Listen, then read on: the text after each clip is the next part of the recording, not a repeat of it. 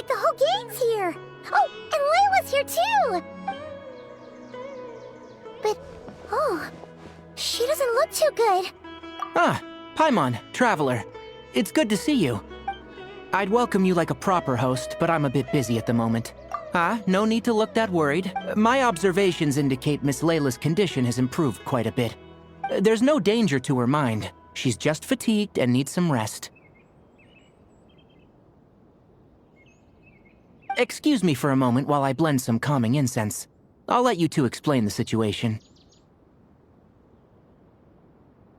All right. What happened was, Sethos and a few members of the Temple of Silence rescued Layla, who was out in the desert trapped in a state of delirium. She had to be rescued? Oh, that sounds bad. That's all you're gonna say about it, Sino? I mean, we don't want people jumping to conclusions. That's all I can say about it. The person involved is unable to explain what happened to her. Sorry. My head... still dizzy. The moons... Exactly how many are there? She's been repeating that phrase over and over again, but she can't seem to remember what happened to her. We tried a few things back at the Temple of Silence, but we couldn't recover her memories. Her symptoms are kind of similar to researchers in the Satyavada life state, so we brought her to Tainari to see if our veteran forest watcher had any other ideas. Tainari is pretty much our last option, so let's hope he can help. The good news is, even if restoring her memory is a no-go, we can help with the headache at least. Jur was in a similar state when we found him, delirious and mumbling to himself, but he's more or less back to normal now. Sorry, I should give you some context first, huh? We should let Miss Layla get some rest. Come with me, you two, and I'll introduce you to the other victim of this incident. Good idea. I'll wait for Tainari here and keep an eye on our patient. All right then, this way.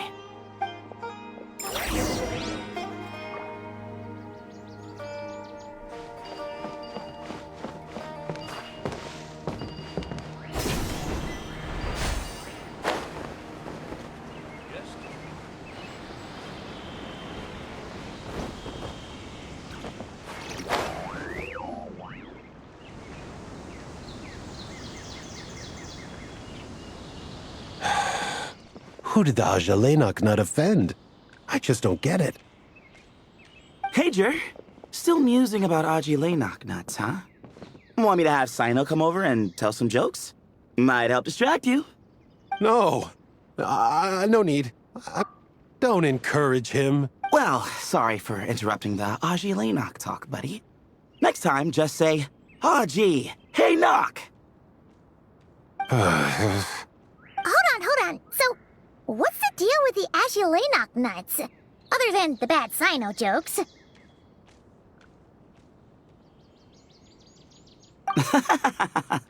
We'll get to that. But first, introductions are in order. This is Jur, a member of the Temple of Silence. And you remember the Traveler, right, Jur? Of course. I'd never forget a participant in the Rite of Duels or the hero who saved Sumeru. Awesome. Could you go over what happened to you one more time, Jur? Our valiant hero is gonna help us get to the bottom of this.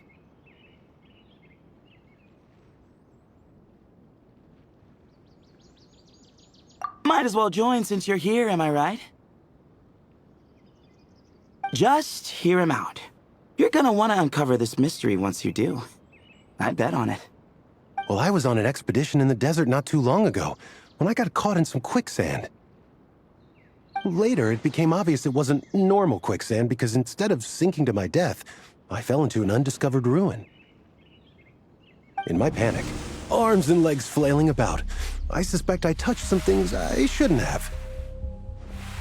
Because in that brief moment, an enormous amount of information came surging into my mind.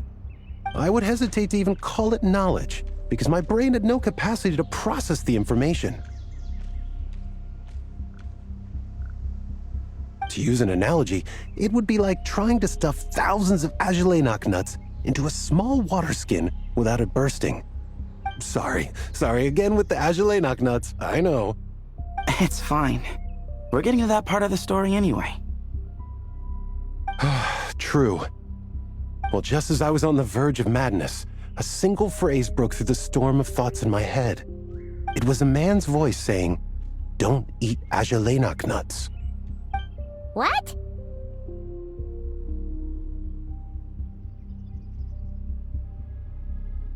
I know it's hard to believe, but that's what happened. I was saved by the phrase, "Don't eat Agelenok nuts." I'm not sure. I'm not even certain it was a man's voice. It's hard to remember now that I've been repeating it so much myself. Anyway, the good news is I no longer feel like my head is going to explode. Of course, the bad news is that phrase has been stuck in my head for the past few days. Wow. But doesn't it have the opposite effect? Like, the more you say don't eat it, the more you want to eat it? Yes, that's exactly right. Whoever the voice belongs to, I don't know what his deal is with those nuts. Well, the world's a big place. There's bound to be people who don't like sweet stuff. I suppose. Strangely enough, I'm starting to think the voice belonged not to a man, but a cat. A cat? How? That's the question, isn't it? What would a cat be doing in an abandoned ruin like that? Just as my mind was reaching its breaking point, I could have sworn I heard the sound of a cat guiding me to exit. But when I came to, all I saw was endless desert, and Sethos shaking me in a desperate attempt to wake me up. I'll admit, it was pretty terrifying seeing you like that. Staring off into space and mumbling about Agelenok nuts. You sure don't sound terrified. Sorry. It's not that I don't care. It's just kind of hard for rambling about Agelenok nuts to sound menacing. Now, what Layla was saying, on the other hand, that is much creepier.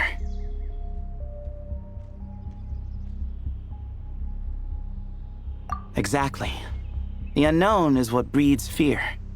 Agelenok nuts are familiar. But the moon suspended above us at night? That's about as foreign as it gets. Well, we don't know that for sure. There could be a whole other world inside an Agelenok nut, with a moon of its own. Huh. I guess. Agelenok nuts are not to be underestimated. Right, yeah, of course. Won't catch me disparaging the mighty Agelenok nut. No, sir. Huh. So, a similar thing happened to Layla then? Yeah, I think so. I was in a hurry to rescue Jur, so I put a marker on the incident site so we could go back and investigate. When his condition stabilized, we doubled back around to check and...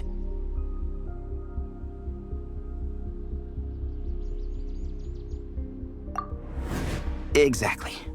Multiple victims with the same symptoms at the same location. It wasn't hard to conclude that something is seriously wrong with that place.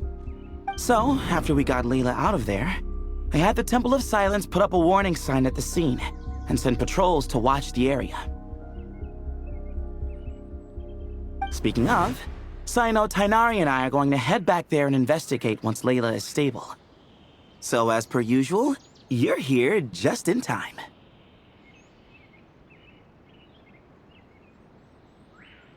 That's for sure.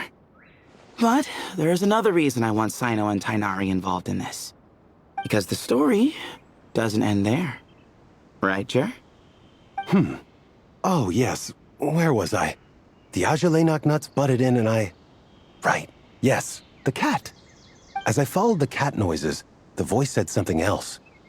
So, there are those from Tula who still endure.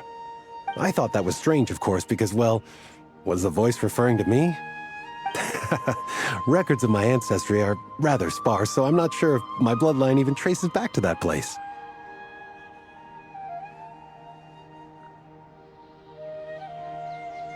That's right. The Temple of Silence's place of origin. And the home of Tainari's people. Plus, Hermanubis, who Sino and I both share a connection to, was one of the city's founders. As the temple's current leader, if something strange happens in the desert, it's my job to get to the bottom of it. But it turns out, a lot of people have a horse in this race, and I'm not leaving any of them out.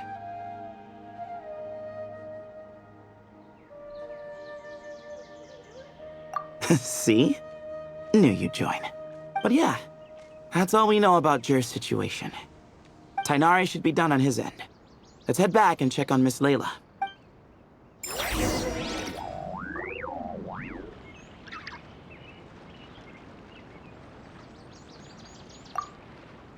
There are records in the Temple of Silence that speak of the ancient desert people's love of raising cats. Perhaps I encountered some ancestral cat spirit, long since passed on.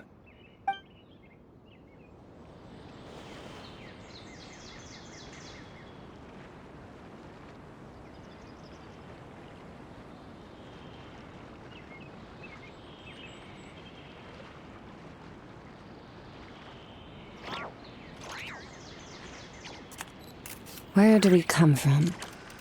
And where are we going?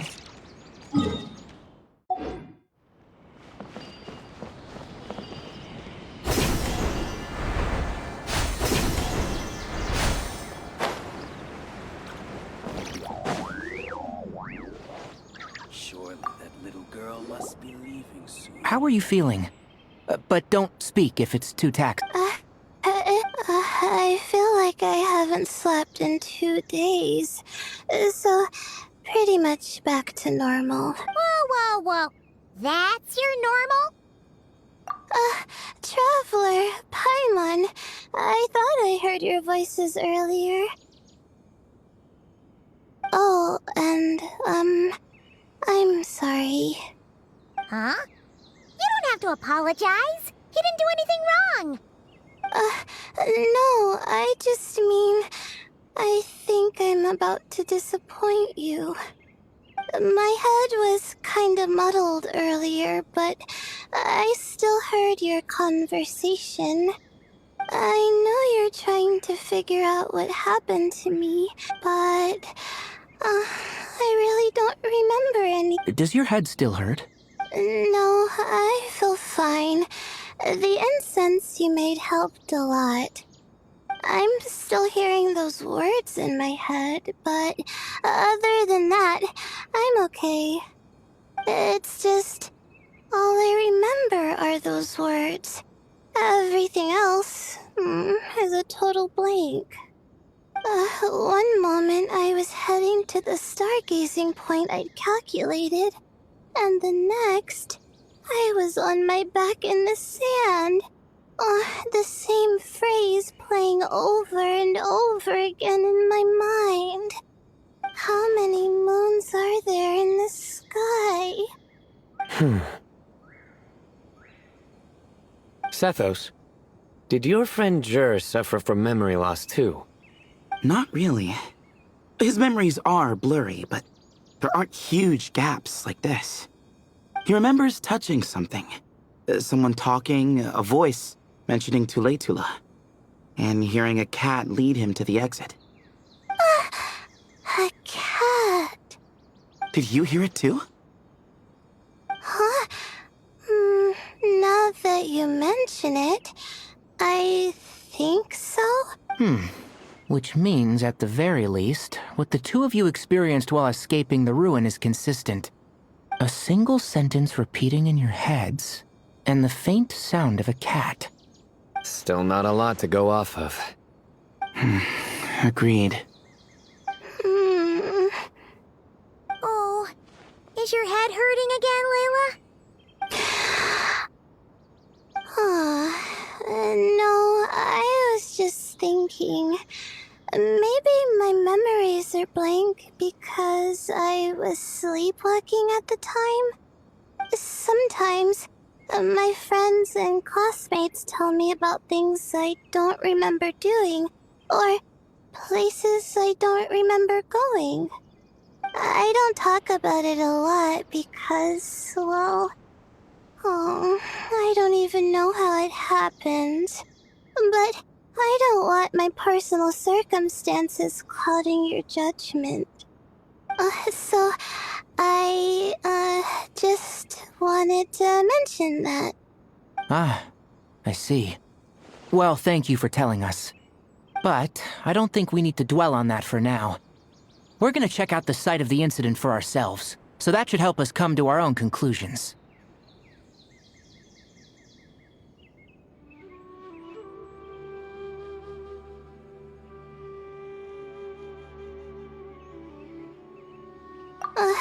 Okay.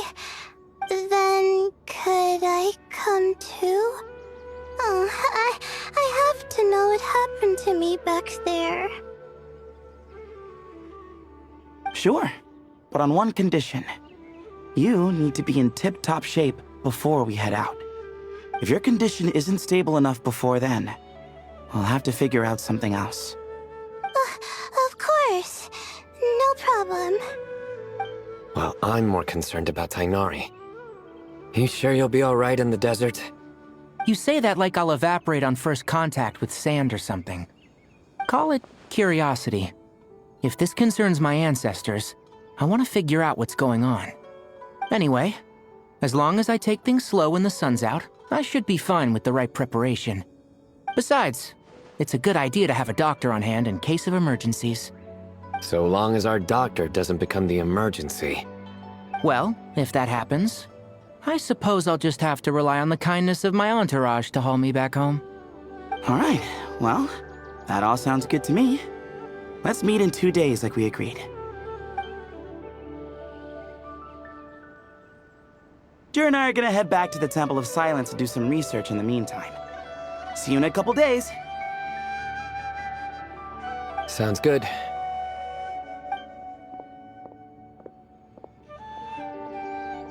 What about you, Layla? If you feel like you need more rest, I can arrange a room for you to stay in. No need.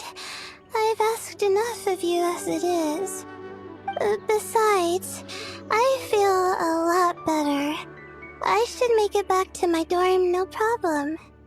You sure? Don't push it too hard, or you might end up sleepwalking along the way. Don't worry, I'll be fine. I have other things I need to do anyway. Like letting my advisor and classmates know that I'm fine, adjusting my stargazing schedule, things like that. If I don't get it all done, I doubt I'll be able to sit still, let alone stay here and get some rest. I'm not so sure that's...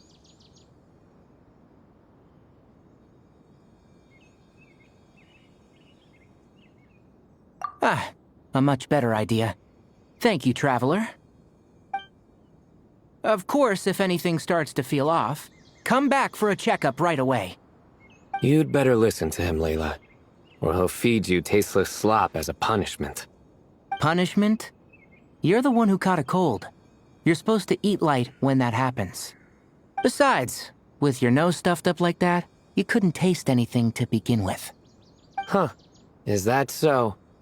And here I thought it was an intestinal issue. Should have seen that coming.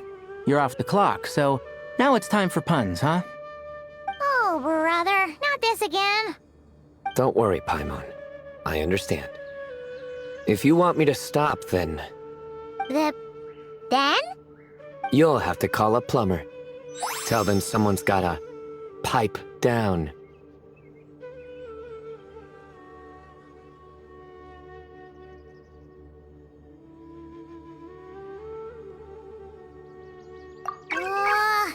This is getting more insufferable by the second.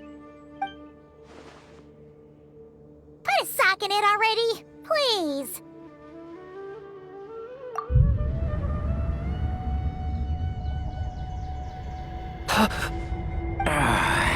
Paimon's done with this game. You win, okay? Let's just get out of here. Please. All right, you stay safe. I'll try to stay sane.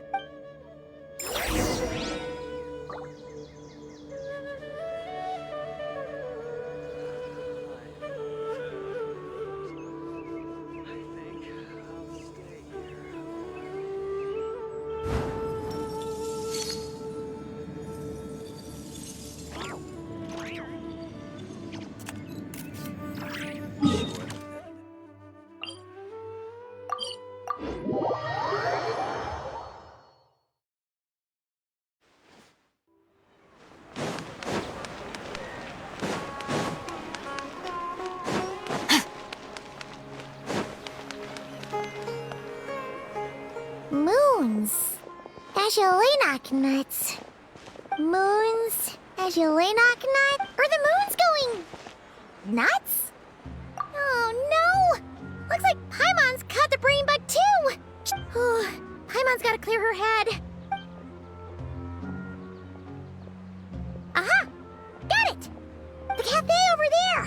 Why don't we head over for a quick pick-me-up? Sorry. I feel kinda tired all... Wait! Is it because of all Paimon's muttering just now? Oh, sorry. The coffee will be... Hey! You make it sound like Paimon's stingy or something! Well, she'll just have to show you her true colors. Yeah! Starting now! You sit tight and take care of Layla, Traveler. Paimon's gonna get us some snacks and coffee.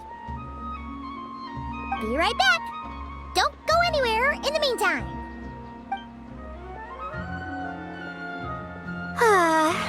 She's pushing herself again as always. Saw right through me, huh?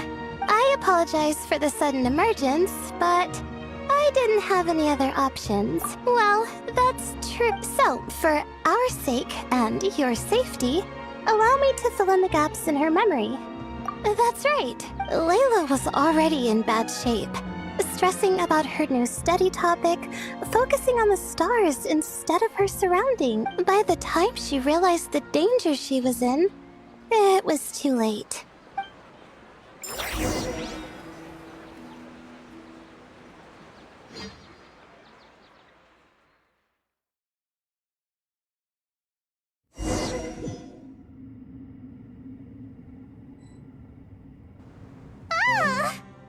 Quicksand near the ideal viewings?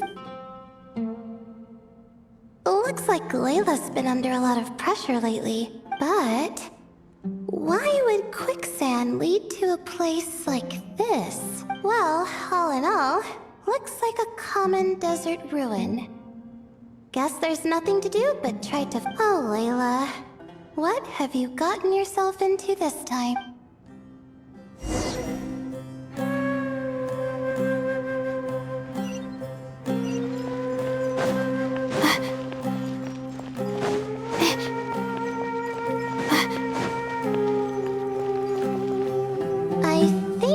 Door can be opened using the device next to it.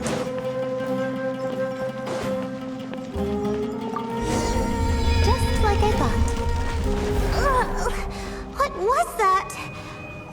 My head. It hurts. Is Layla waking up? No, that's not it.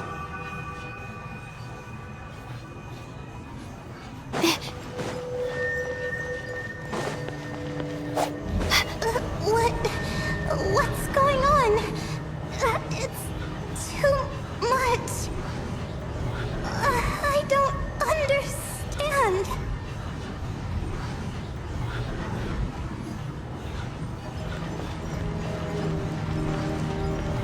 The ground is... Where am I? It's spinning.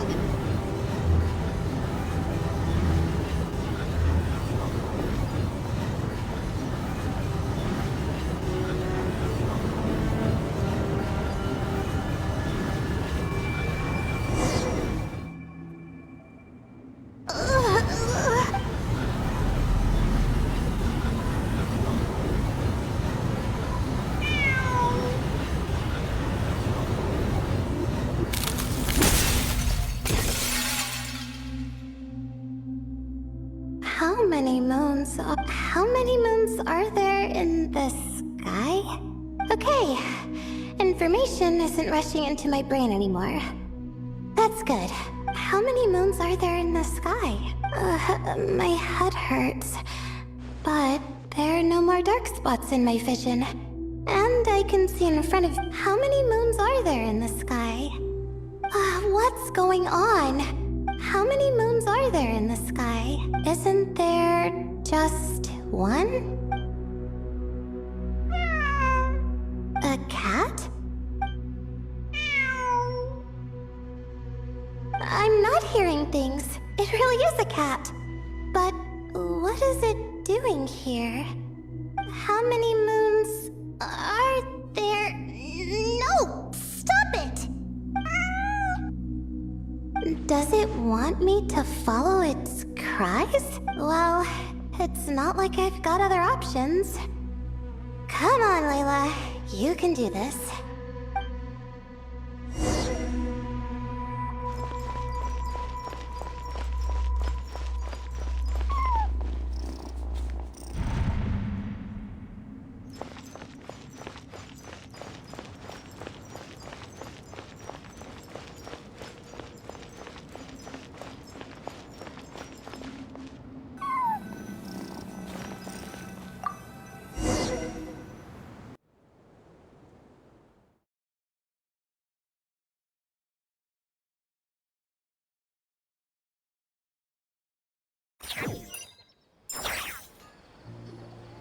And so, I followed the cat's cries to find my way out.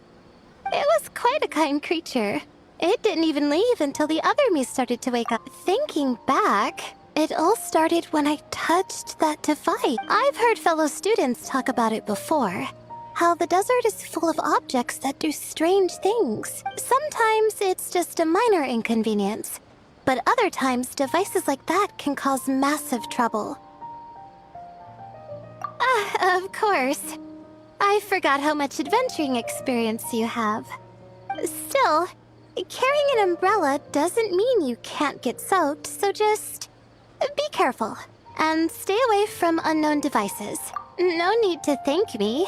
You and Layla are about to head into dangerous territory together. You need to be safe so she can be safe. Well, I think that about sums it up. And just in time. Your coffee's here. Traveler? A little help over here?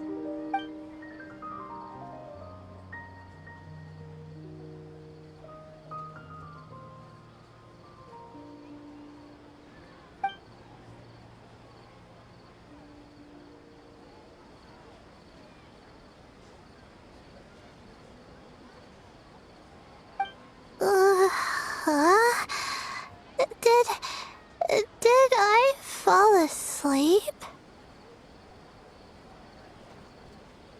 Wow! Paimon didn't even know she had such an impressive skill. Ha! Does that mean since Paimon bought this coffee, it would just make you sleepier? A beverage that puts people to sleep. Better saved for work hours, I think. What? So you can nap on the job? Who does that? Huh? Oh.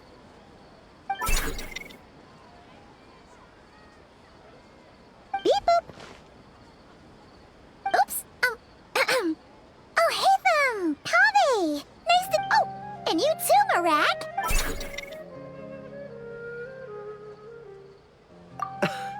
Sorry. Hope we're not interrupting anything. Miss Layla, you don't look so good. Is everything all right? Oh, I'm fine. I was sleeping just now, so I'm still a bit... Ah, I see. And we woke you, didn't we? I'm sorry. We shouldn't have been so loud. No, you didn't. I didn't mean it like that. Sorry.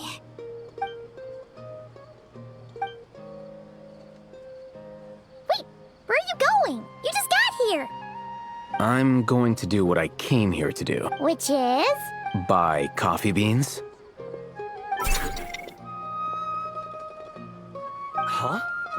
You're going too? Marak! Fine. Run off with him. See if I care. Well, looks like I get you to myself. It's been a while, hasn't it? How have you been?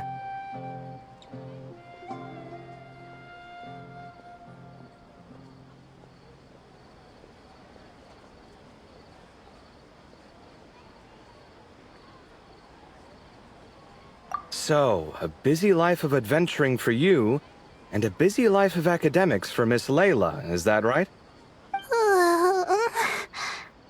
Oh, is something wrong?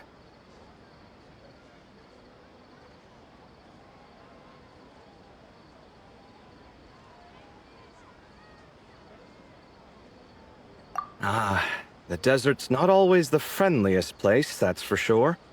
And from the look on your faces, I'm guessing this problem's not resolved?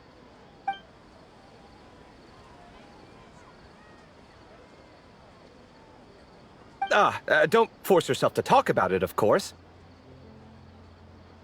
But I've worked on several projects in the desert before, so if there's anything I can do to help, just say the word. No, I don't have anything to hide. It's just complicated, so explaining might take time. Well, lucky for us, I've got that in spades. Yes, you have been quite sedentary recently. Excuse me? I've been going about work as normal, thank you. And, might I add, you do way less work than me. I do the amount of work that is required of me. Yes, you and your stellar work ethic. Now look what you've done. I've lost my train of thought. Where were we? The problem in the desert. Wait, you were listening earlier? Oh, we're giving the silent treatment now? Mature, very mature. Continue, Miss Layla. I'm curious as to how this incident unfolded. What did I tell you? This one doesn't have enough to do. Alright, well...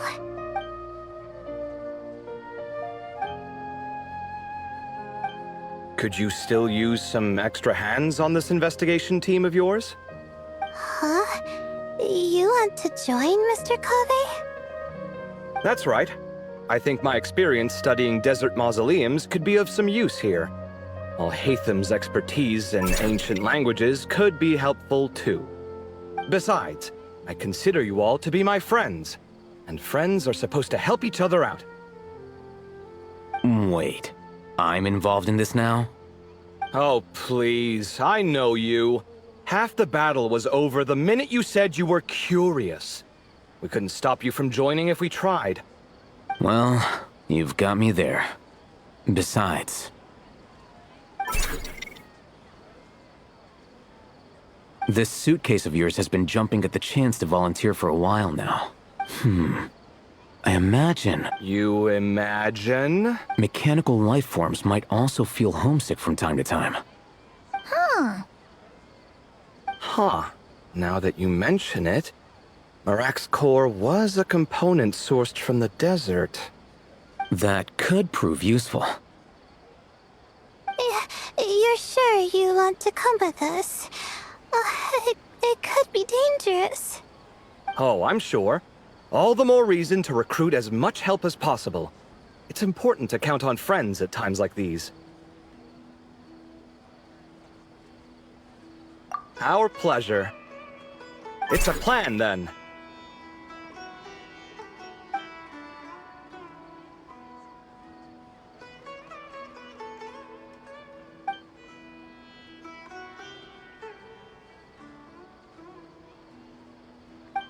All right, we'll head back to our place to get ready. This one hasn't been on a trip in a while. Chances are, he doesn't even remember how to pack a suitcase. I'm not worried. It'll get done.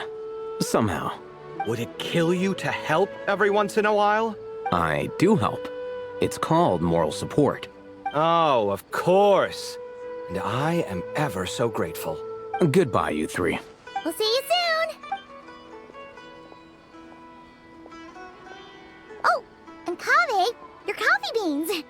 You were too busy glaring at Alhaitham, you almost forgot them!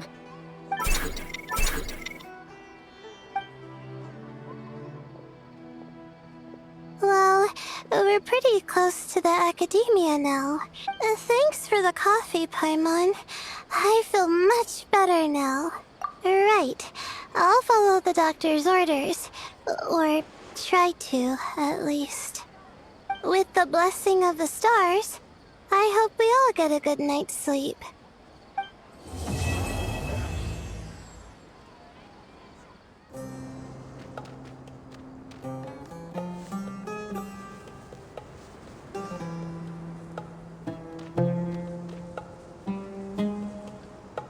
Looking at the map, speaking of which, the closer we get, the more Paimon's heart feels like it's excitement. Yeah, sure, that's it. Oh look, it's Tainari and the others. Everyone's here bright and early. Yeah, the desert's a pretty harsh environment. Better to travel at night and beat the heat. Hey everyone, we're here. Ah, right on time. You don't need to worry about me. It's not too hot yet, and I'm properly hydrated. All right, we're just waiting on the 2 people Miss Layla mentioned, and then we'll be set.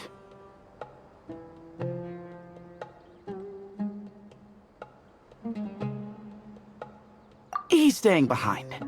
If we don't make it back after a certain time, he'll be in charge of rescue operations. You can count on me. Nice! You thought of everything. Oh, and Cyrus said he'll be in Aru Village, so he's also available if we need help. Haha! Amazing! Having people to watch our back is making Paimon a lot less nervous.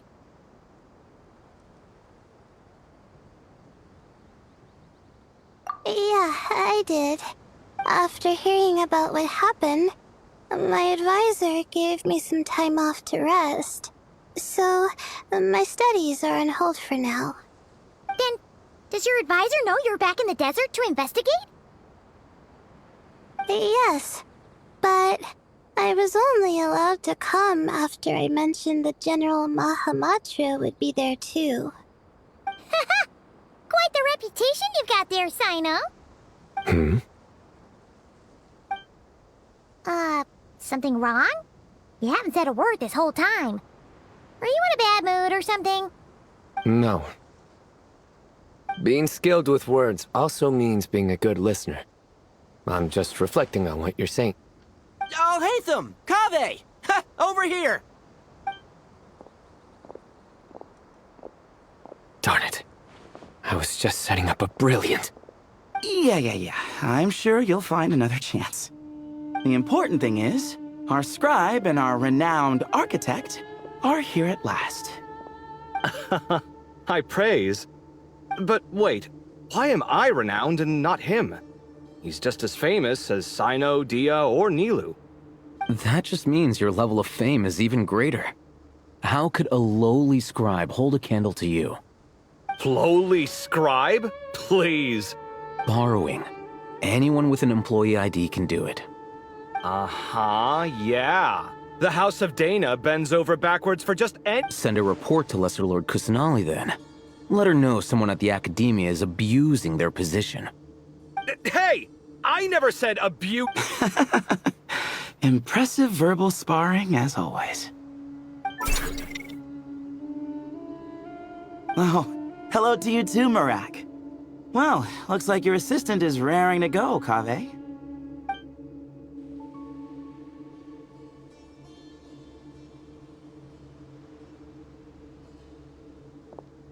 So, I say we get this show on the road.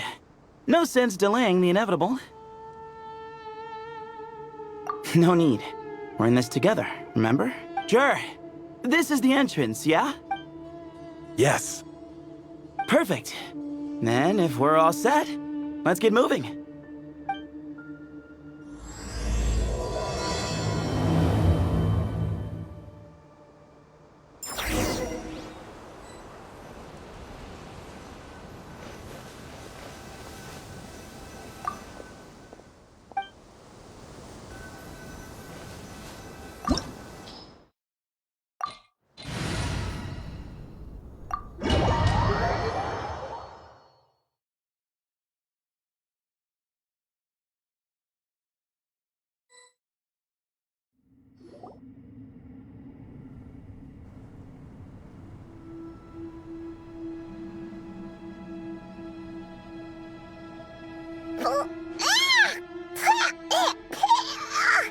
Paimon's mouth is full of sand! Ugh.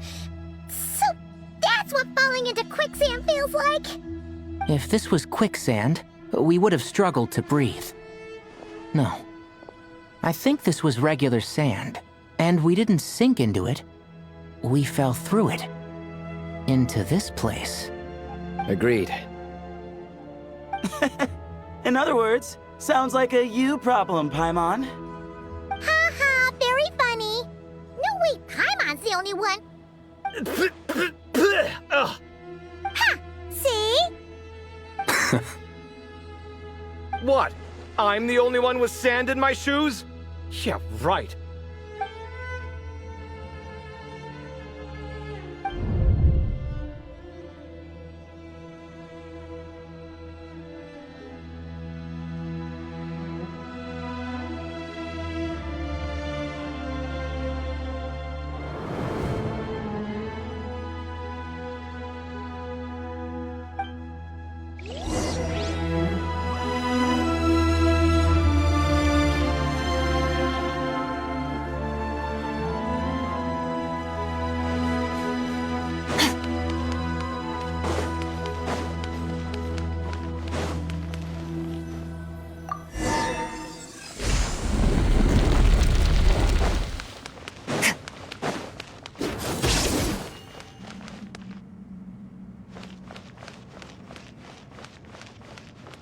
Whoa! There are monsters here?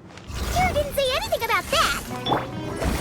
Probably means he didn't run into any. Because we're just unlucky. Not the best sign of what's to come. She'll be fine. Let's just use up all our bad luck and we'll be golden. A little amuse-bouche.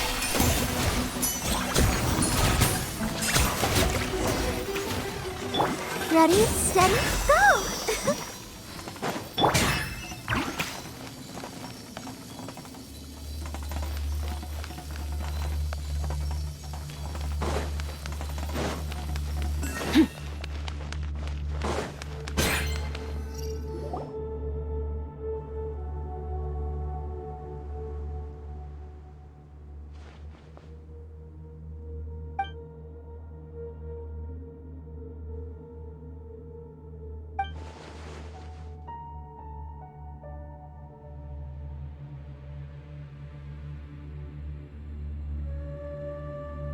Well, that goes without saying. Fair point. There's just one problem, though. The only way forward is through that door. Ooh! Is it time to hunt for a key? Don't worry. With our adventuring experience, we'll find it no problem. Let's get certain.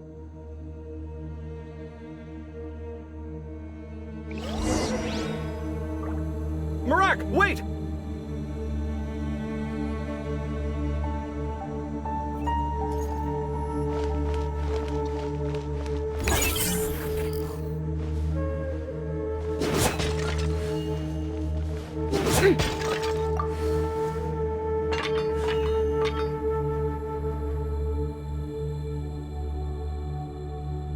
Marak seems interested in these jars.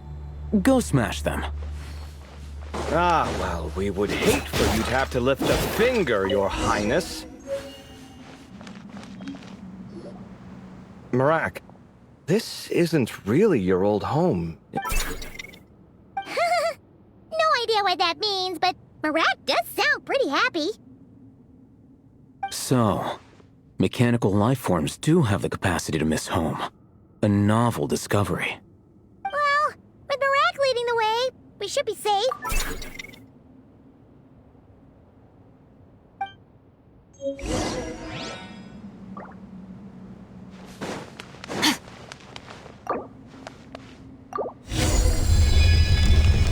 Good thing you decided to join, Kaveh. Otherwise, our investigation would have ended at that door. It was nothing that I did. You should thank Marak instead.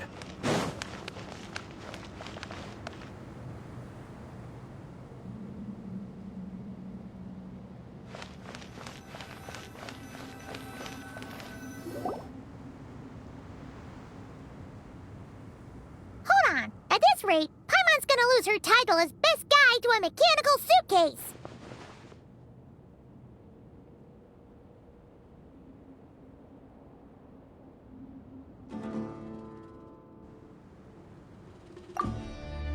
Aw, thanks. Hey, wait. What do you mean, useless? Well, no weird mental symptoms so far. I'll take that as a win. That said,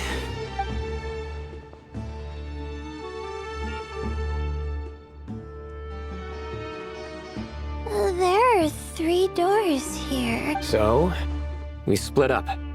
Divide and conquer. Otherwise, this whole thing is in ruins. No pun intended on that last part. Yeah, that might be our best option. good idea. And the minute things go south, we go back the way we came. Ooh, this is getting exciting! So, who's teaming up with who? Paimon calls dibs on the Traveler!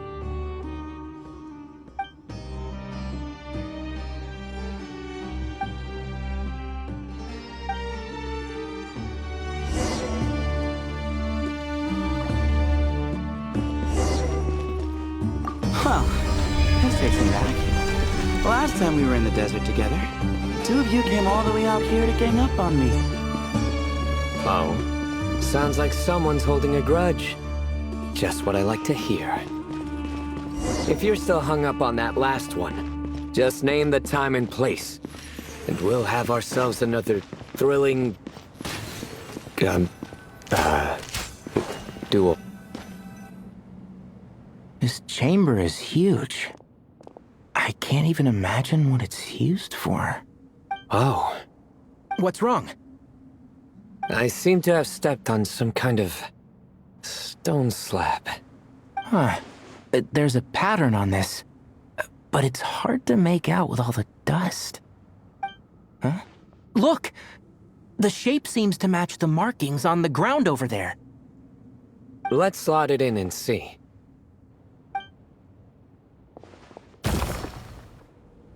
And we have a match. Looks like we need to find the other 3 broken slabs. Let's search the area, but be careful where you step.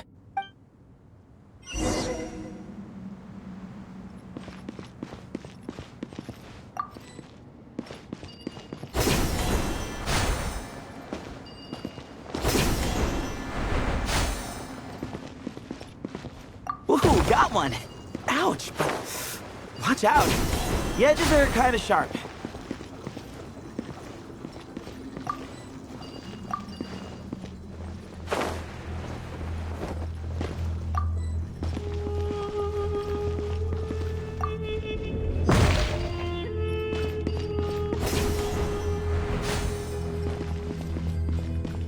Got the 3rd piece!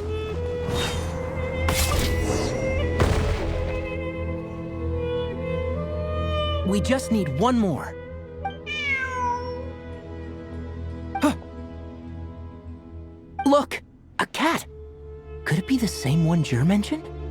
I don't think we need to worry about startling him. He doesn't seem afraid of people. Yeah. If anything, it seems like he wants us to follow.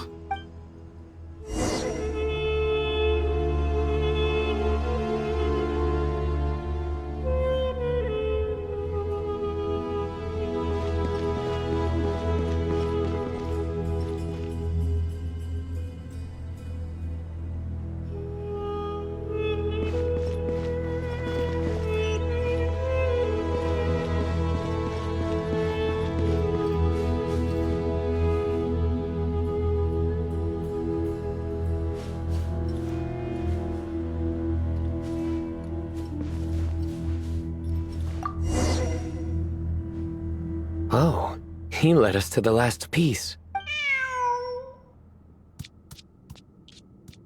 I never thought I'd hear you say something like that. You've clearly never heard how the professor talks to his tomatoes, then.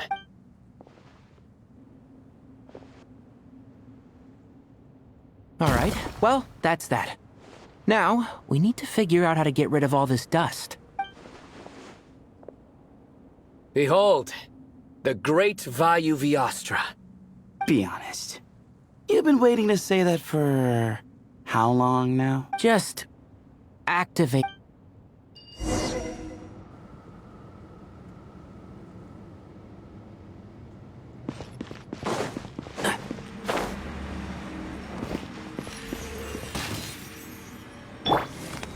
Nowhere to run!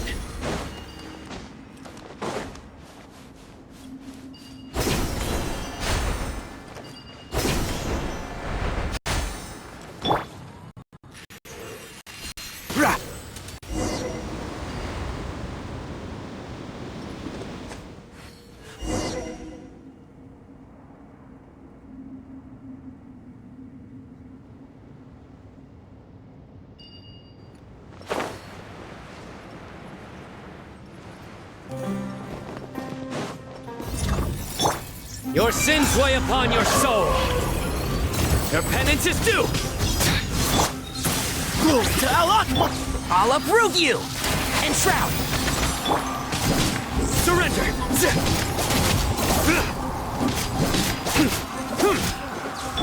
Way ahead of you! Can't see? Keep up.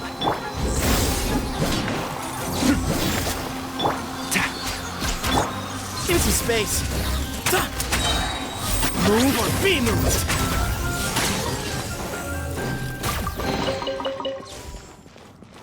Way ahead of you.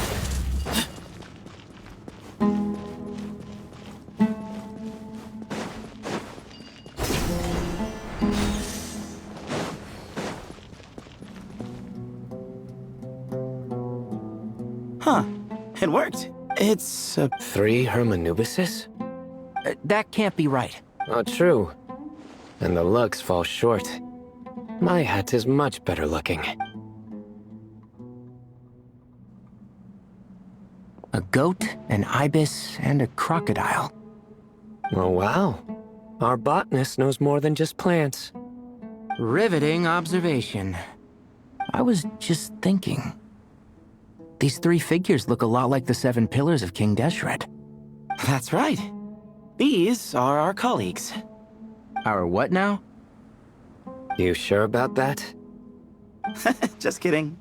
But what I meant by that is, these were Hermanubis' colleagues back then. The middle one is the Goat King Harashef, Minister of Ministers, the god Amun's most trusted chancellor. Records say he was the deputy king of the Desert Sands, chief among the 7 pillars. Someone even more impressive than Hermanubis? I wonder if that ever got his goat. Sorry, couldn't resist.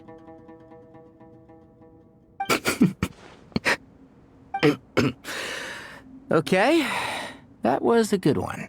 Wait, really? I've got so much more where that came from. Where were we? This is Sopik, the Crocodile King, captain of captains. As the name suggests, he was a valiant commander and had dominion over all weapons of war. And finally, this is the Ibis King Thoth, scribe of scribes. Your memory's pretty impressive. I bet you're almost as good as me at memorizing cards. A scribe? Did he manage archives then? Like Alhaitham? Wait, that's all Alhaitham does? I never knew being an academia scribe was such a cushy job. Well, that's how his friend put it, anyway. But it does seem like he has a lot of free time. Well, I don't know much about the academia, but I'm sure the Ibis King had more responsibilities than that. The temple's records say he represented the wisest aspects of King Deshret, inventing the desert script and arcane arts at his king's command. He must have been quite the impressive man, then. Or creature, depending on how you look at it.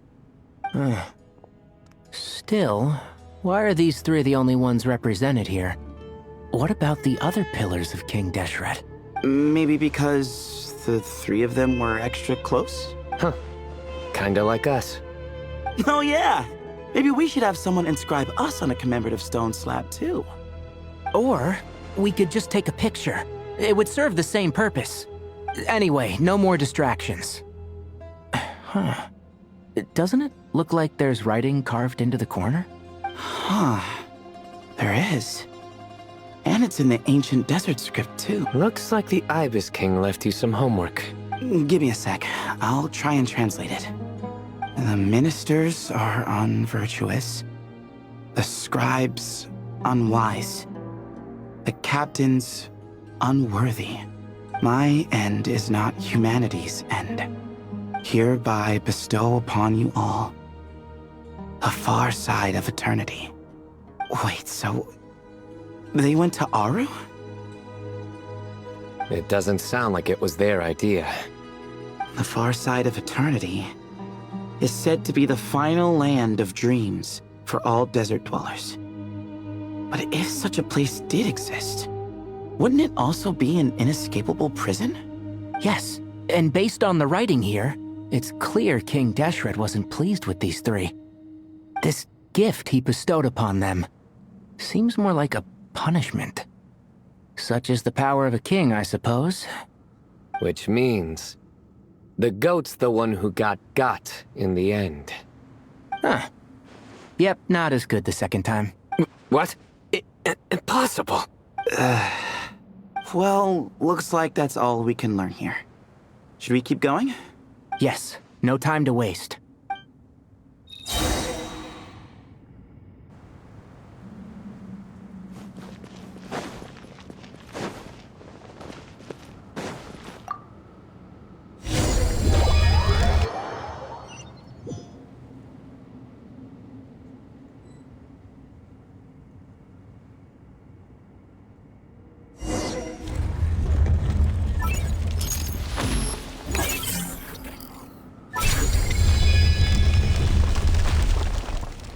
Jeez, who knew a suitcase could be so fast? Marak is nothing like this when it comes to housework. Hey, wait up! A scout's job is to take the lead. Just let Marak figure it out. Easy for you to say. I'll be the one doing the repairs if something happens. Why don't you go scout ahead then? When I think of a comeback, I'll let you know. Oh, Marak stopped. What is it? Found something? Looks like something covered in sand. Let's get it out then. Oh, it's a stone slab. Let's take a look. Huh. Looks like this part of the picture goes over there?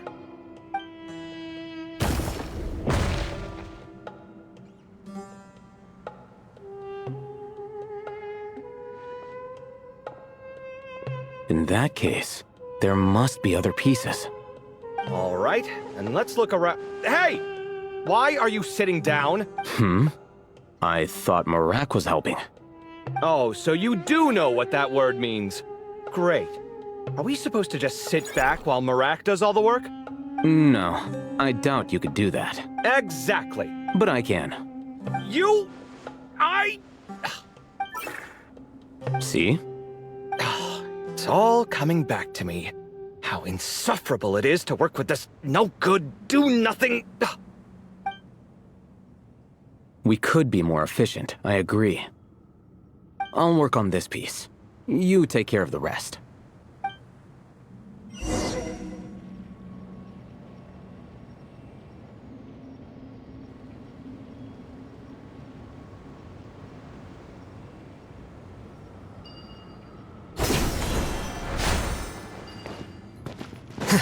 Found one!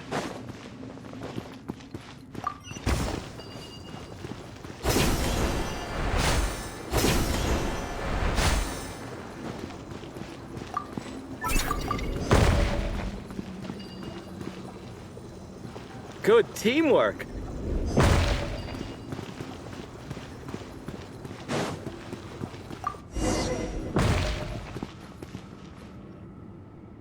Looks like we found them all. The pieces fit together like a glove. But we can't see what's on them. Turn around. Huh? Look. Oh, I've seen this before. It can create strong winds. Just what we need to clean off the slab. Come on, let's... Hey! Don't worry about me. If I sit here, I won't be in the way. Oh, you don't want to be in the way? Then sit right in front, so the device can blow you straight back to Sumeru City.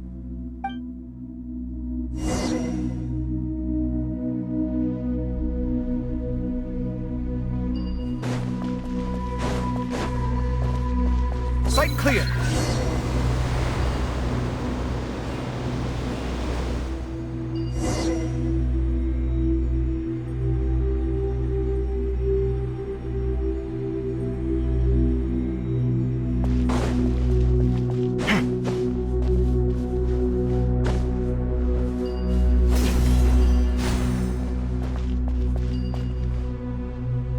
Done.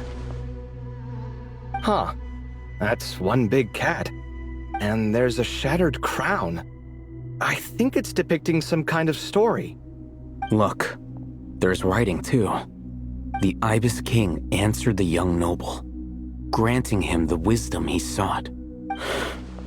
But the fragile crown was shattered by lies in the end. Here I leave the name, Gudars. Gudars? I've seen that name in a history book before. He was a young noble who sought to save his realm, and a king who once united the desert. That's right. Although his methods were rather shameful.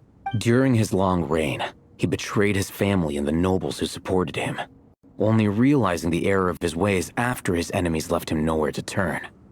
But by then, it was too late. Seems like a common occurrence across history.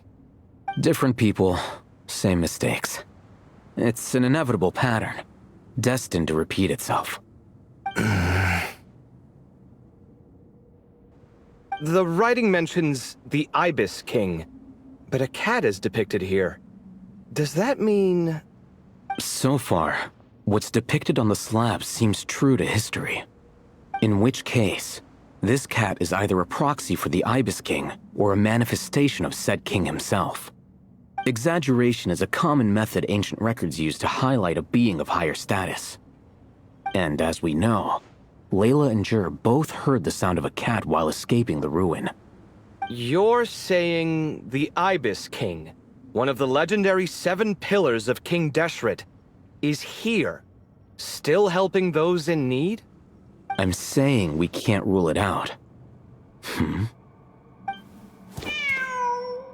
Wait, there it is!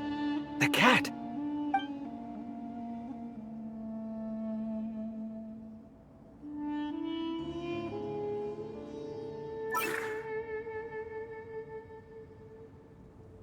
Ah! Marak went after him! The cat's showing us the way forward. Come, let's follow. Okay.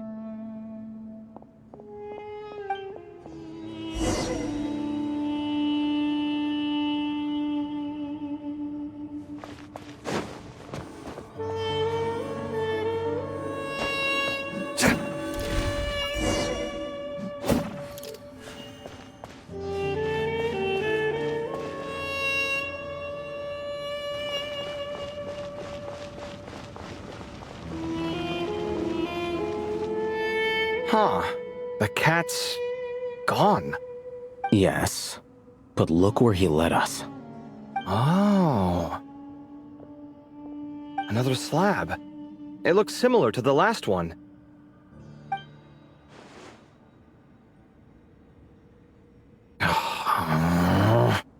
Oh, by all means, take your sweet time. Wouldn't want you to overexert yourself.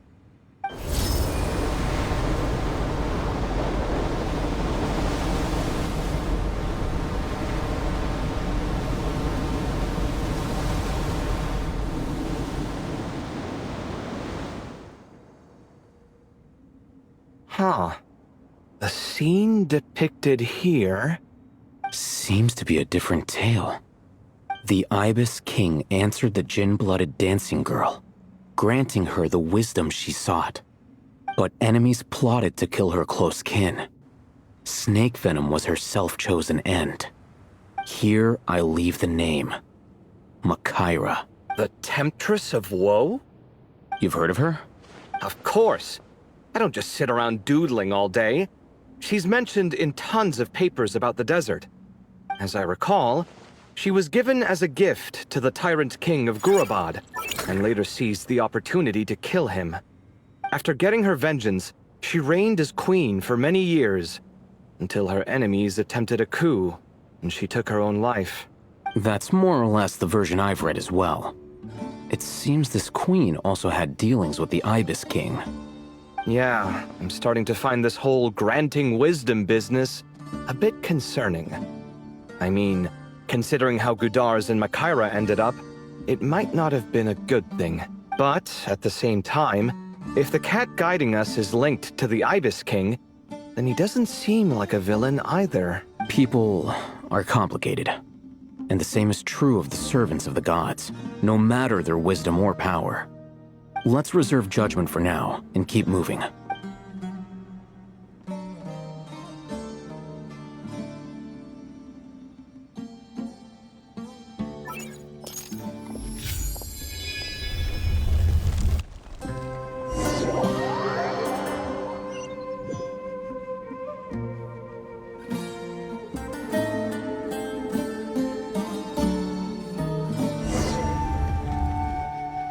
Oh, Paimon meant to ask earlier.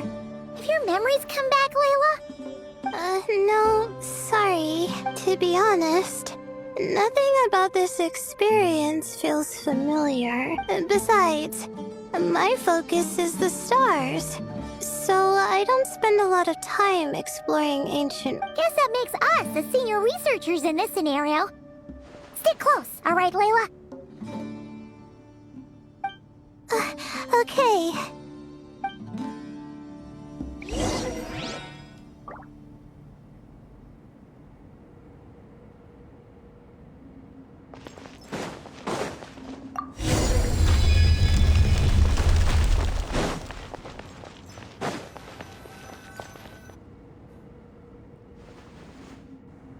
Wow. What a tall ceiling. Yeah. For such a big place, it's so... empty. Sure must have been boring to live in ancient times. Now that you mention it, I've heard some people used to draw star maps on their vaulted ceilings. Some might even make them transparent to better observe the movement of the stars. It sounds so nice. Stargazing from the comfort of your own home. Wait a second. I think I see something up there. Huh? How is Paimon supposed to do that? Oh, right. Flying. Duh. Alright. Sit tight.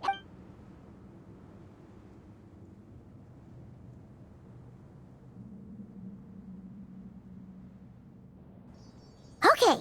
So, there's nothing super special up there. And a whole bunch of dust, dirt, and sand. Well, when you put it that way... Come on, then. Let's see what we've got. Thanks. I'll stick close.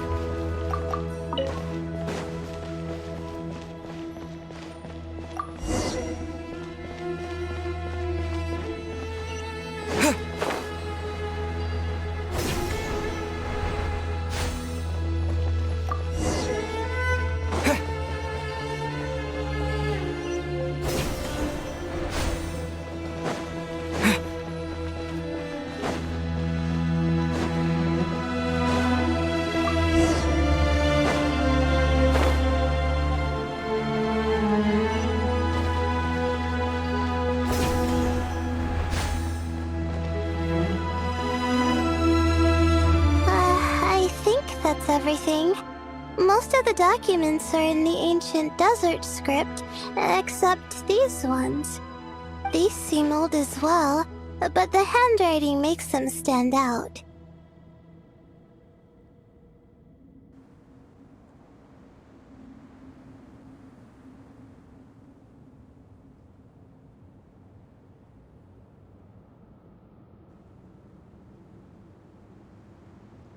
Right! Let's arrange them in chronological order before we read through.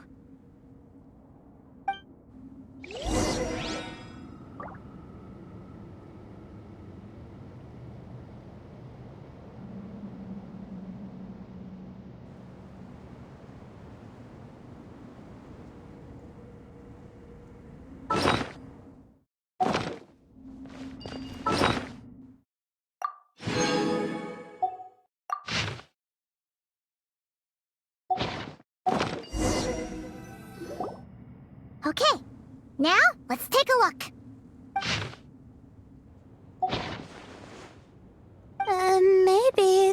person fell in by accident. Yeah, maybe. But they don't sound super worried about their situation. So, either this person's an ace adventurer, like the Traveler, or some kind of super optimist. An optimist, huh?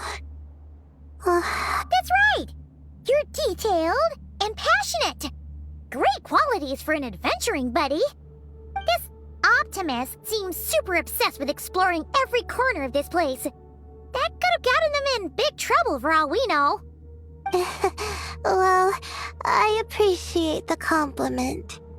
It's almost magical how words like that can make you feel like you can do anything. I only wish that magic could last a little longer. Until I figure out my new study topic, at least.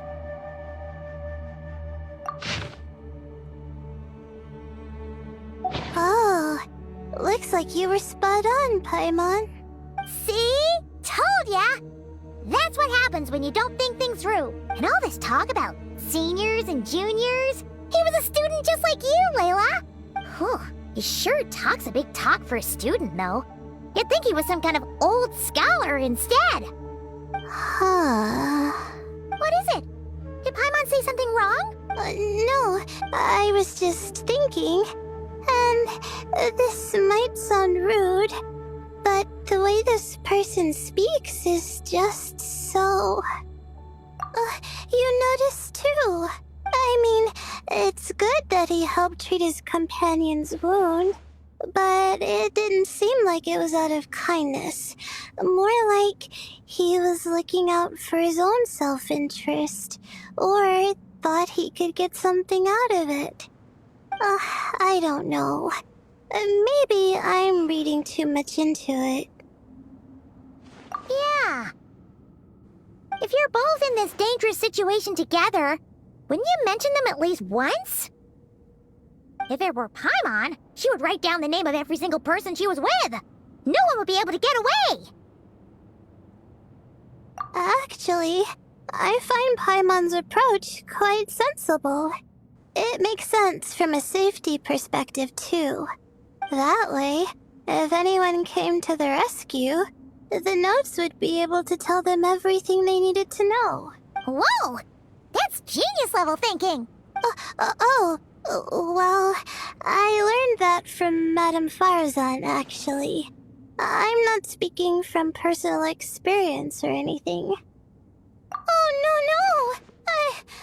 I'm just a student. It's fine! You taught us something, so you're our teacher. Simple as that. Anyway, from the looks of things, the student who left these notes behind was pretty weird. Let's keep reading.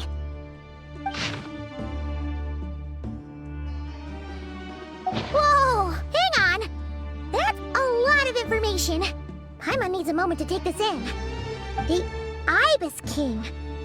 So, did this person actually meet the Ibis King here? Sorry. Who? Jeez, not again. Stop teasing her, Traveler. You know she was asking about Nefer. Anyway, Nefer's, a friend of ours. And she's mentioned the Ibis King before, but not in much detail. Oh, I see. Well, that's not too surprising. Most people in Sumeru know about King Deshret, and most in the academia have at least some knowledge on the 7 pillars. Legend has it, King Deshret ruled the desert at the head of several wise retainers, guiding their people to pursue the limits of wisdom. He also left behind treasures for future generations, which continue to be relevant in nearly every research discipline. Now, this message indicates this student and his senior were rescued by the Ibis King. But to think it's possible to meet him in a place like this, we don't know when these notes were written. But didn't the 7 pillars disappear a long time ago? Yeah, the notes made it sound like his powers were restricted. Also, the mention of this form? What is that supposed to mean? I'm not sure. Let's keep reading.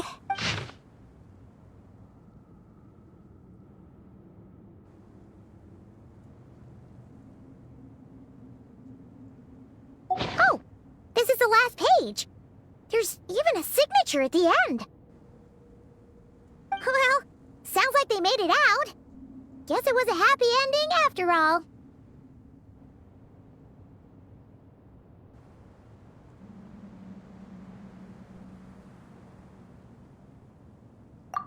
Wait. But it says, the Ibis King cannot be trusted. Huh. Our friend said something similar. And the notes did make it seem like something wasn't quite right with him. Maybe he wasn't one of the 7 pillars at all, but some kind of con or... Great, Ibis King! If you heard that, Paimon didn't mean it! I think Paimon raises a good point. Let's keep our guard up just in case. Alright, I think that's all the clues around here. Oh, it's Marak! That means Kaveh and the others should be around here, right? Hello? Anyone up there? Yeah, we can! You know, sound travels just fine in an empty chamber like this. You don't have to shout. Of course, if you're shouting to express your excitement at being reunited, by all means, pretend I never said anything. Yelling like this is kinda exhausting. Come on, let's head back down.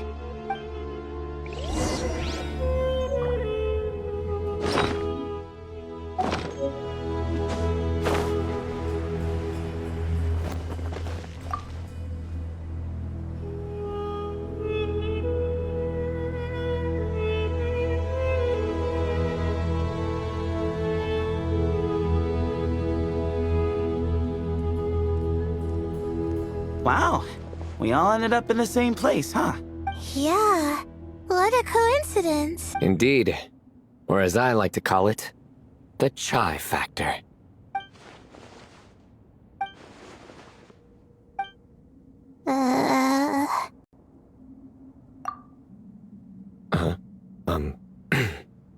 No reply? Just say it. All right. Because it's spice to sweet brew again. Oh, hey, that's a new version. Oh, wait, what? You've never heard that one? What are you looking for? A place to sit and read my book. Oh, great. What else is new? Well, looks like everyone made it through unscathed. Let's take this chance to get some water, rest a bit, and discuss what we learned. Sound good? Yeah, let's debrief.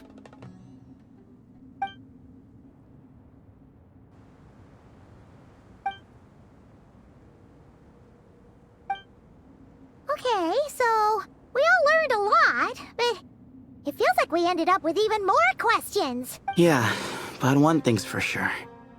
This place is tied to the Ibis King in some way. Hey, Sino. You're the current representative of Hermanubis. Of course. Just let me sense his presence.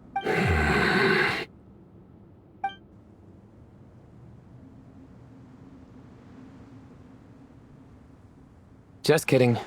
I can't sense him at all. Jeez, Sethos. Did you set him up for that one? What are you, a two-man act?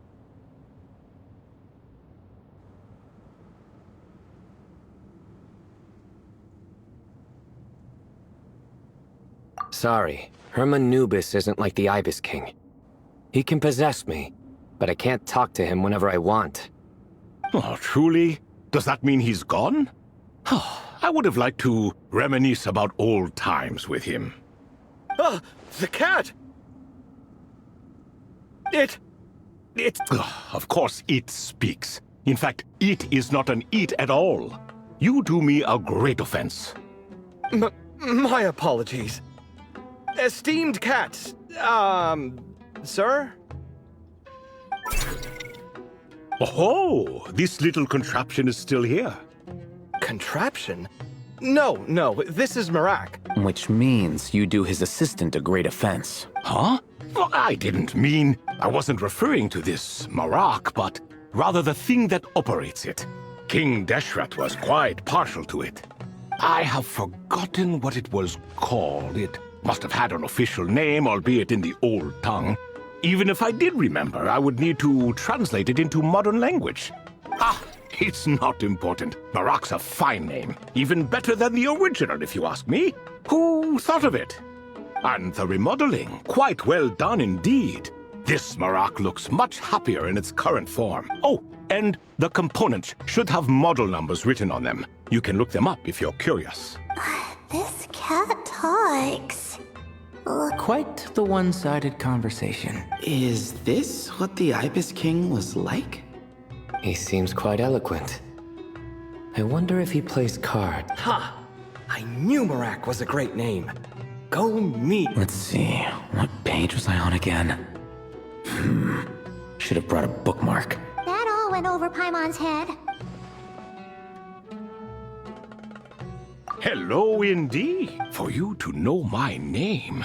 Yes, I was not mistaken. You are special among your companions. But you are all guests. It is only proper to invite you in. Come then, this way.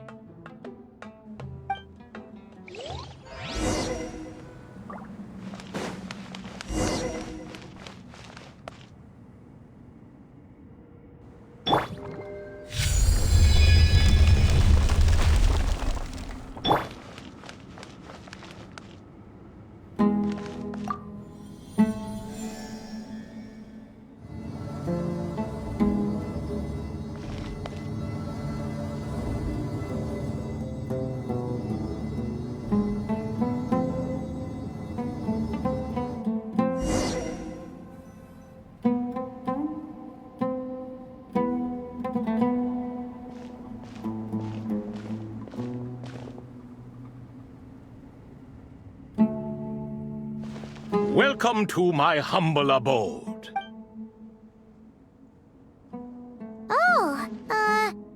Your house sure is spacious. I fear it's not quite what it used to be. In fact, it has long ceased to be my home at all.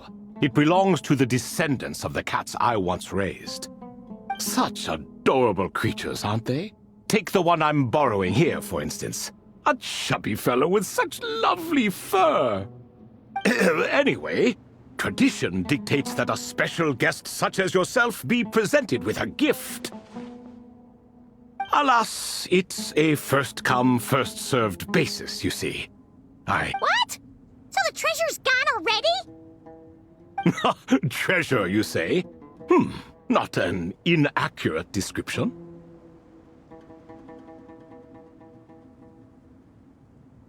Yes, and no. I have the power to grant gifts inaccessible to the masses. The only requirement is answering a question. Not a bad deal, yes? Of course, my questions were given unto me by King Deshret, who in turn received them from the Mistress of Flowers. There are 3, and no more. What causes our rise and fall? What obliterates love and hate? What determines truth and falsehood? The more he talks, the less Paimon understands. I see. That must mean Gudars and MiHoYo managed to answer 2 of the 3.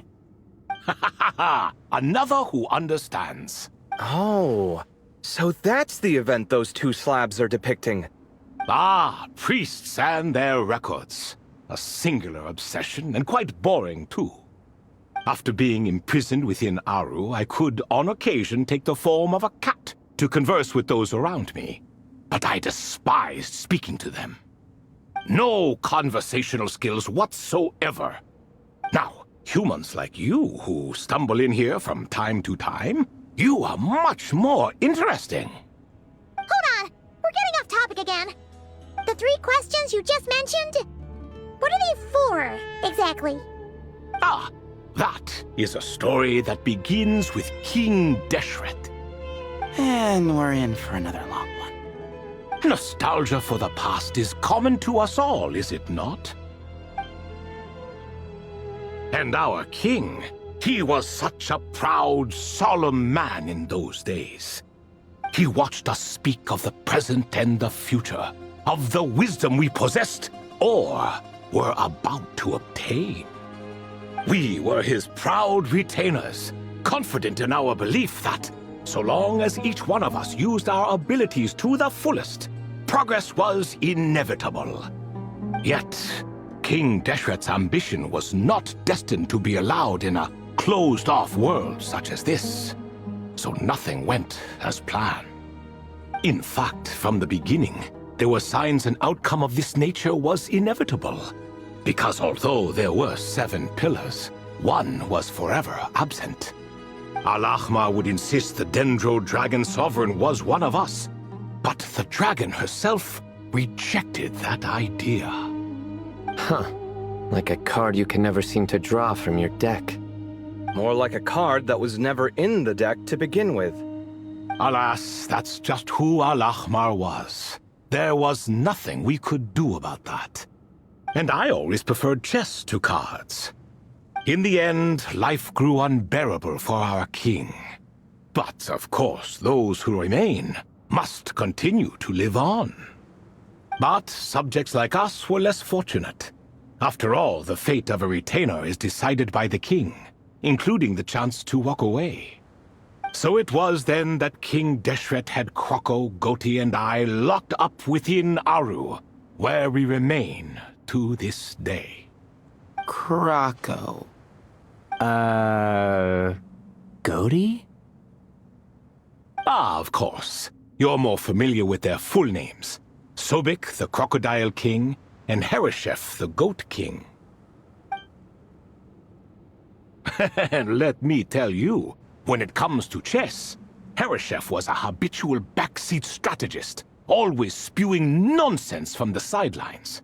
Well, Sobek was all too quick to take his terrible advice, to the point where I was the one who got accused of cheating. Chess is an exercise in patience, and that man couldn't sit still to save his life. He could never excel at that game.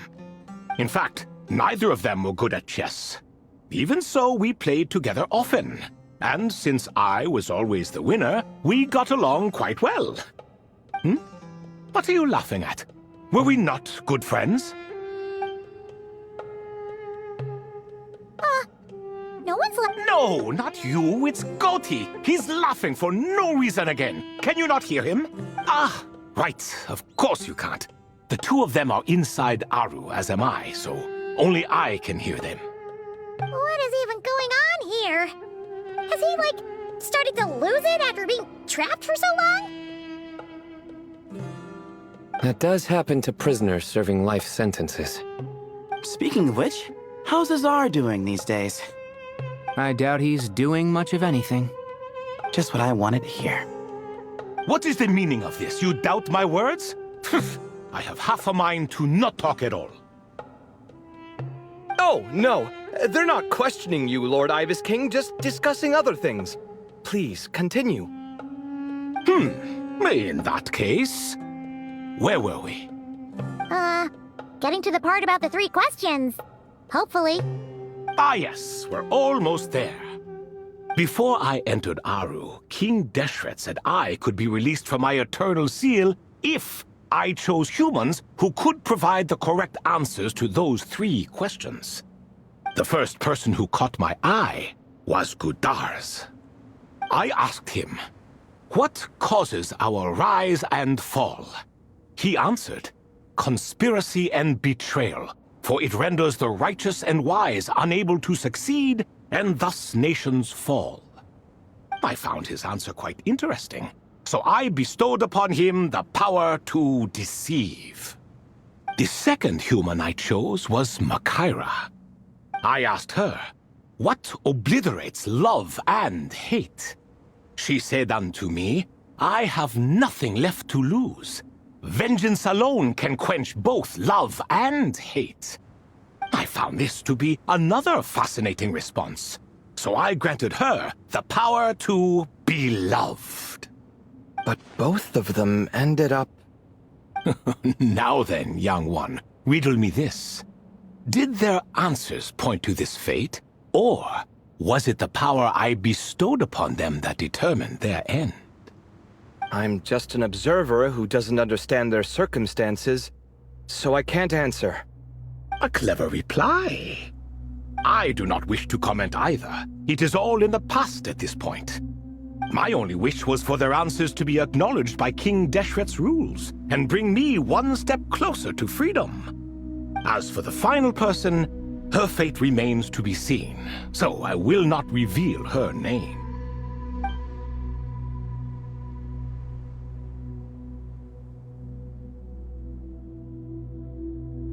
I asked her, what determines truth and falsehood? And found her answer quite compelling, so I bestowed upon her a gift to match. As you can see, however, I have not been freed, so it's clear the answer she gave at that time was wrong. But alas, 3 people were chosen and 3 questions were asked. So now all I can do is wait. Wait until her wisdom is in line with the rules set forth by my king. Until she has found the true answer to that question. No wonder there was no third stone slab then. Or perhaps you're just not ready to include her in the story. Though, that might be a generous interpretation. Well, it's not merely because her story remains unfinished. As the remaining priests of this place left, or passed on, there were none left to record the events that followed. Besides, stone slabs are few and far between in the Great Red Sands. In the sprawling desert, very few things or people even manage to leave a trace. But sometimes I can't help but wonder if that young man from several centuries ago had been willing to answer my question. Wait, so there was someone else? Of course, it has been thousands of years after all. All sorts of people have stumbled upon this place, but I only chose the special ones. That young man had such a singular intelligence, though his companion, by contrast, was rather average. The author of those notes we found? The student named Zandik? Ah, yes, I think that was his name. In truth, I was unsure whether I should grant him my third remaining gift. He was, of course, exceedingly clever, but he was also mistrustful and narcissistic in equal measure, and there did not seem to be a line he was unwilling to cross. Too much power could be dangerous in the hands of someone like him, so I found myself rather relieved when he declined my gift. Oh, he turned you down? Did he give a reason? Yes. He said he didn't need it. I still remember the look in his eyes. Nothing stood out per se, and still I could sense contempt and disdain radiating from his gaze. I could not give an exact reason, but on instinct I just knew it would not end well to get close to a man like that. So, I tricked him. Stick close to your companion, I said. Only the descendants of Tuletula can come and go as they please. Leave him behind, and there is no escape for you. So, does that mean his companion wasn't a descendant of Tuletula? Oh no, that part was true. The lie was in the other half. Anyone can enter or exit this place. There are no restrictions. I saw that his companion was exhausted and was concerned Zandik might leave him behind, or worse, that some other accident might befall him. So I made up an excuse to prevent Zandik from going a step too far. Oh, and speaking of, Zandik's companion had the same blue hair and pointed ears as you. Wait, does that mean Layla's also a descendant of Tuletula? Indeed. When Hermanubis founded that city, he took in many who had nowhere else to go. Today their progeny are scattered to the 4 winds, and indeed are far more numerous than I could have imagined. So the person you protected could have been my ancestor. ancestor. Yes, yes. You're very welcome for that. Could I... Of course. I have nothing but time, I'm afraid. Did you also save me and a man named Jur? I did. You two were quite unlucky bumping into a device King Deshret once used to measure human brain power. That contact caused more knowledge than you could handle to flood into your minds. So I replaced that knowledge with simpler, repetitive information. Of course, the side effect being the same thought repeating over and over again in your mind, but that should resolve itself in time. How many moons are there in the sky? Yes, that was the phrase I used in your head. I forgot the other one, though. I believe it had something to do with food. Both were spur-of-the-moment decisions, so no need to dwell on the meaning too much. Oh, I see. Thank you, Lord Ibis King. As I said, young one, you are most welcome. If you're inclined to return the favor, perhaps you could turn off that device so no one else can trigger it? There's only so much a cat's paw can do, so I'm afraid this is something I must leave to you. Or Marak, I suppose.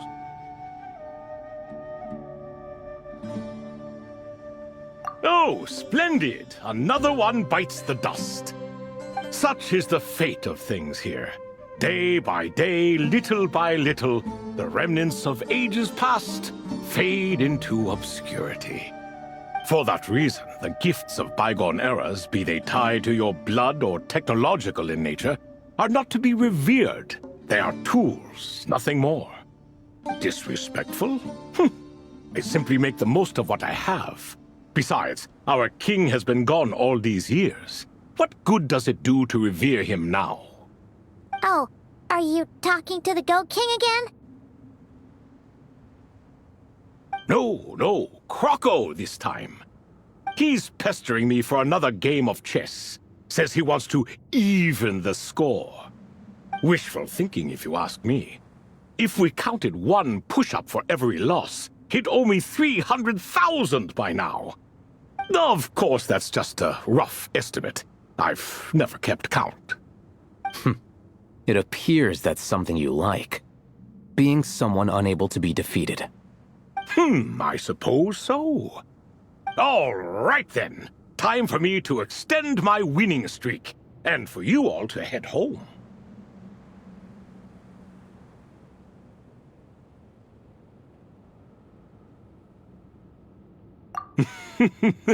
In truth, deep down, I know even the answers to those 3 questions will not change my fate. But that is for me to reckon with. Go on now.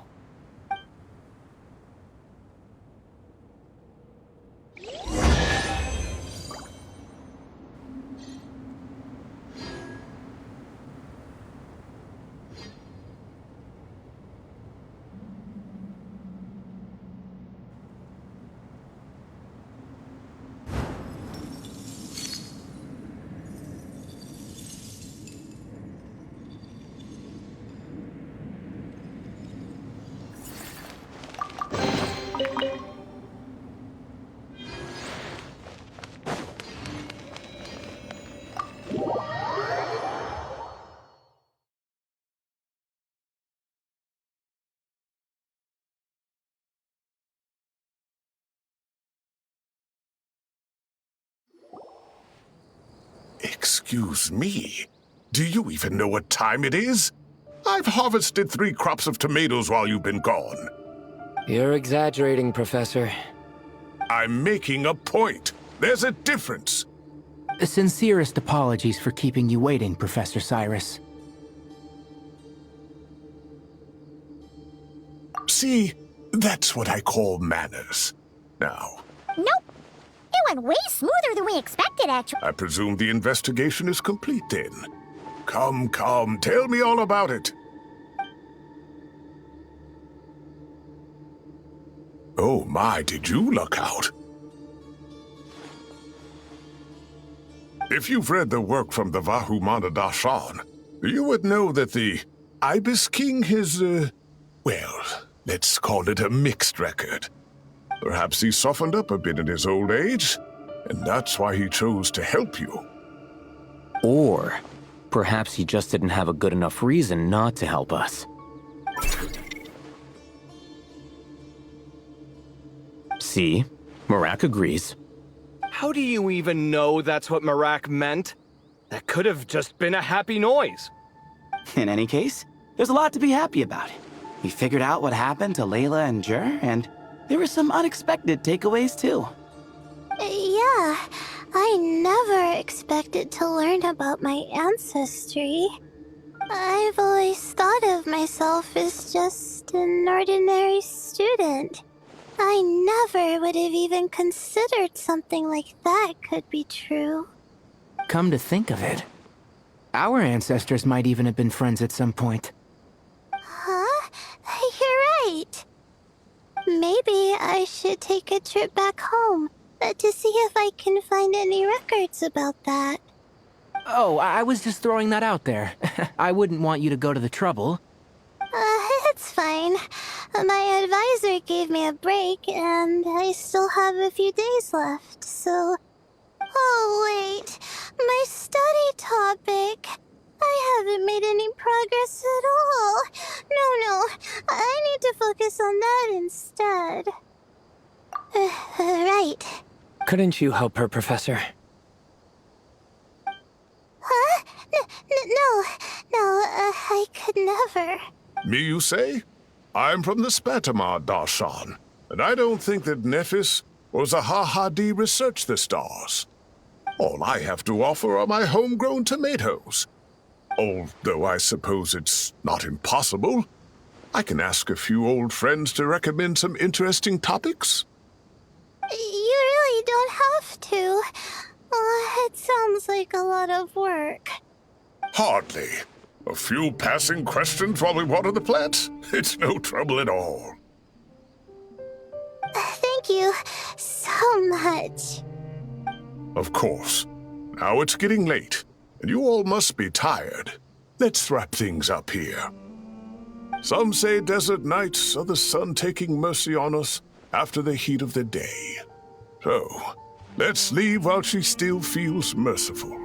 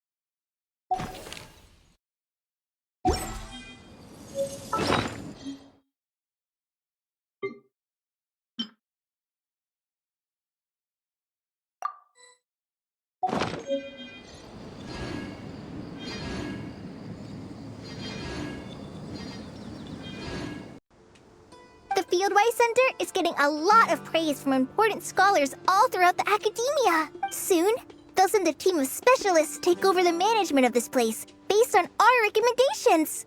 So, thank you for all the support. Wow! Sounds like your hard work paid off, Kale. And you're overseeing the transition yourself. Well done. The young students today could learn a thing or two from you, Kale. Your confidence, your proactiveness, your leadership. It's admirable, not like some of the ones I teach. So focused on theses and research with no practical skills to speak of. To be honest, I don't feel all that confident. Being the go-between for all the different Darshans, coordinating everything, I still can't quite believe I managed it. Oh, but the Traveler and Paimon played a huge role in that too. I can't thank you both enough.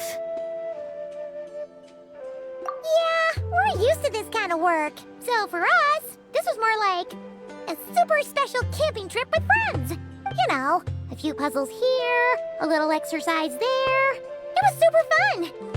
Oh man, now Paimon's hungry. Hey, now that we're all done, why don't we go get some food to celebrate? Candace and I are 2 steps ahead of you. This way, everyone.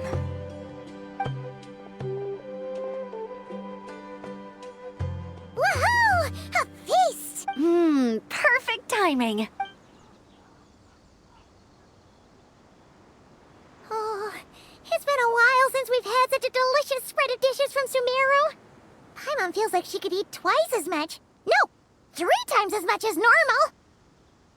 Huh, is that a challenge? Careful what you wish for. We have your wallet to think about. It's been a while since I've had food from the desert region. It's nothing like I remember. Now this is the real deal. Everything I've tried before pales in comparison. That means a lot, Madame Farazan. If all the researchers who came to our village were so polite, we would have an occasion to offer feasts like this more often. By the way, you planning on doing any sightseeing, Miss Amber? You came all this way after all. Oh, for sure. I hear that there's a forest full of gigantic trees northwest of Port Ormos, with trunks bigger than the entire width of the Good Hunter restaurant. I'd love to see it for myself. Oh, and I bet I could climb up and then glide down from the treetops. That sounds so fun. In that case, I'll give you some snacks to take with you. Like a dense cake or some dumplings. The wind's strong up there, so you don't want anything too crumbly. Oh, and you'll need a thicker water skin, so it doesn't break if it drops. Oh, dumplings sound great. So soft and chewy. As for the desert, I'd love to check out some of the ruins, like that giant one shaped like an hourglass. I'll just observe from a distance, though. Your ruins could be protected sites, so besides, there could be someone sleeping in there. I'm glad to hear that, Miss Amber. It's for the best. Your body won't be used to the desert environment, though, so you'll need to bring moisturizing ointment and essential oils for the skin. Honestly, though, helping set up the Fieldwise Center was the real highlight of this trip. And thanks to you, Kale, I got to make some new friends, too. Feel free to drop in on me in Mondstadt anytime. I'll show you the best our city has to offer. Don't mind if I do. I had some dandelion wine while I was in Fontaine, and man, that was the stuff. So sweet and fragrant, not a single bitter note in there at all. And that was the imported stuff. I bet the taste is even better when it's fresh. I'm looking forward to downing a couple of barrels already. It couldn't hurt to take a break from wine either. Those children gave you some hennaberry thorn powder, remember? You could make some tea. Come on, Candace. It's just a taste. The barrels aren't even that big. We're talking like 3 to 5 cups per, tops. And don't worry, I'd make sure to bring back souvenirs for everyone. Well, I've heard the Knights of Favonius library has quite the collection. I wonder if there are tomes that approach engineering from a different angle. Could be worth perusing. I'm not sure about the exact number, but the library's pretty huge, all right. What kind of books are you interested in, Madame Farazan? I can write them down and have Lisa get them ready for you. Either way, just leave your Mondstadt travel plans to me. Lisa? Lisa Mincy? Cyrus's prize student who he never stops bragging about? So that's where she's hiding. Ah, this is kind of friends of ours meeting other friends of ours. Yeah. Maybe we should start introducing our friends to each other. Paimon can think of a few who might get along. Huh, not a bad idea, right? Just imagine all the fun we could have!